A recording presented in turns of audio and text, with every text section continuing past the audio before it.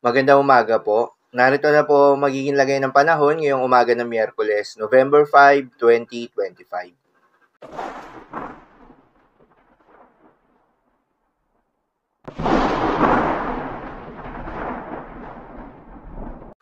Sa kasalukuyan na tayo sa pag-asa, si Bagyong Tinong ay bahagyang humina habang papalapit ito ng Northern Palawan.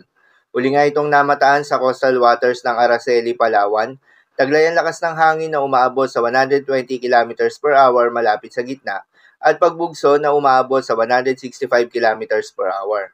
Kumikilos pa westward sa bilis na 25 km per hour. Kahit nga bahagyang humina itong si Bagyong Tino, nanatili naman itong typhoon category.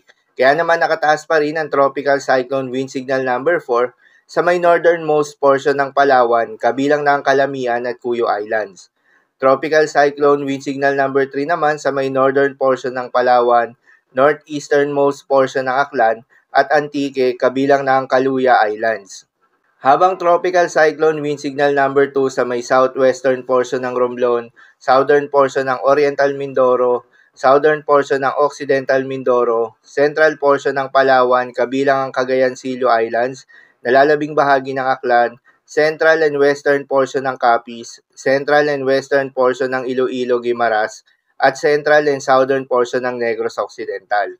Tropical cyclone wind signal number 1 naman sa nalalabing bahagi ng Occidental Mindoro kabilang ang Lubang Islands, nalalabing bahagi ng Oriental Mindoro, southern portion ng Marinduque, nalalabing bahagi ng Romblon, western portion ng Masbate, southern portion ng Palawan, Kalayaan Islands, Cebu, kabilang ang Bantayan Islands, nalalabing bahagi ng Iloilo, nalalabing bahagi ng Capiz, Negros Oriental at nalalabing bahagi ng Negros Occidental. Sa mga apektadong lugar, ingat sa mapaminsalang hangin na may kasamang malalakas rin na mga pagulan na dala ni Bagyong Tino, lalong-lalo na sa mga lugar na nakasailalim sa Tropical Cyclone Wind Signal number 3 and 4. Dahil naman sa paglakas nitong northeast monsoon o hanging amihan at ng shear line, pati na rin yung trough or extension nitong si Bagyong Tino, asahan rin yung pabugso-bugso ng hangin sa mga lugar na hindi nakasailalim sa Tropical Cyclone Wind Signal.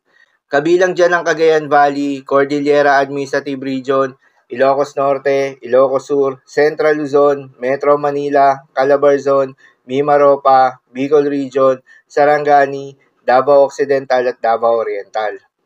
Dahil pa rin sa epekto nitong si Bagyong Tino, asahan ang intense to torrential rain sa may Palawan at Antique. Heavy to intense rains naman sa Negros Occidental, Aklan, Capiz, Iloilo, Guimaras, Occidental Mindoro, Oriental Mindoro at Romblon. Habang moderate to heavy rains naman sa may Camarines Norte, Camarines Sur, Batangas, Rizal, Quezon, Catanduanes, Albay, Sorsogon, Marinduque, Masbate, Cebu, Bohol, Negros Oriental, Siquijor, Lanao del Sur, Misamis Occidental, Zamboanga del Norte at Lanao del Norte. Muli sa mga apektadong lugar, ingat sa mga posibleng banta ng pagbaha at pagguho ng lupa, lalong-lalo na sa mga lugar na inuulan na noong mga nakaraang araw pa.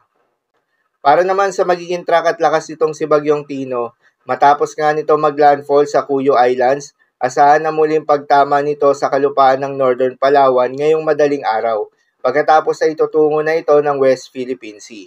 Asahan na lalabas ito ng Philippine Area of Responsibility mamayang gabi o bukas na madaling araw. Habang nasa West Philippine Sea ito, asahan naman ang muling paglakas nito. Samantala, yung isa pang bagyo na binabantayan sa labas ng Philippine Area of Responsibility na nasa may silangan ng northeastern Mindanao, napanatili nito ang kanyang lakas habang kumikilos pa west-southwestward. Malayo pa ito sa ating kalupaan, kaya naman wala pa itong direktang epekto sa anumang bahagi ng ating bansa. Base naman sa forecast track ng Pag-asa, posibleng pumasok ito ng Philippine Area of Responsibility sa Biyernes o sa Sabado. At kapag nasa loob na ito ng Philippine Area of Responsibility, bibigyan ito ng local name na Bagyong Uwan. Mataas ang tsansa na maglandfall ito sa ating bansa, ngunit hindi pa tukoy sa ngayon ang eksaktong lugar na posibleng tatamaan nito. Magpapatuloy ang paglakas nito hanggang sa maging super typhoon ngayong weekend. Paalala pa rin po palagi na posible pa rin ang mga pagbabago. Kaya naman patuloy lamang na magantabay sa mga update nating ilalabas, lalo na ng Pag-asa. Para naman sa magiging lagay ng mga dagat baybayin, ayon sa pag-asa ay may nakataas pa rin tayo na gale warning sa mga seaboards ng Northern Palawan, Southern coast ng Occidental Mindoro, Western coast ng Aklan, Antique, at Southern coast ng Iloilo. Payo ng pag-asa ay huwag munang pumalaot, lalong-lalo na yung mga kababayan nating mangingisda, at yung may mga maliliit na sasakyang pandagat dahil inaasahan yung maalon hanggang sa napakalon na karagatan. Habang sa nalalabing seaboards ng ating bansa, ay asahan naman yung katamtaman hanggang sa maalon na karagatan. So, yun lamang po para sa lagay ng panahon ngayong araw ng Miyerkules. Keep safe, everyone.